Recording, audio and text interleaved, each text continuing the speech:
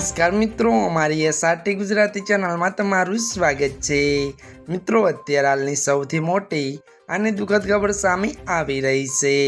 જ્યાં મિત્રો આપને જણાવી દઈએ કે ભારતમાં આજે રાજકીય શોક। ઈરાનના રાષ્ટ્રપતિ ઇબ્રાહિમ રસીમના નિધનના કારણે ભારતમાં આજે એક દિવસનો રાજકીય શોક જાહેર કરાયો છે।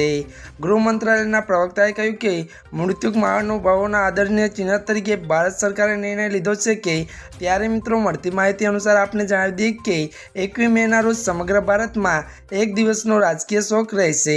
મળતી માહિતી અનુસાર આપને એ પણ જણાવી દઈએ કે આજે જ્યાં તે નિયમિતપણે રાષ્ટ્રીય ધ્વજ ફરકાવવામાં આવશે તે તમામ ઇમારતો પર તિરંગો અડધો નમેલો રહેશે। અને મિત્રો વધુ તમને એ પણ જણાવી દઈએ કે ત્યાં કોઈ મનોરંજન કાર્યક્રમ નહીં હોય। જ્યાં મિત્રો અત્યારની આ સૌથી મોટી અને મિત્રો દુઃખદ ખબર સામે આવી રહી છે। ત્યારે મિત્રો આજના માટે બસ આટલું જ। અમારી ચેનલમાં મિત્રો જો તમે નવા હોય તો અમારી ચેનલને મિત્રો તમે લાઇક, શેર અને સબસ્ક્રાઈબ કરવાનું ના ભૂલતા। ધન્યવાદ।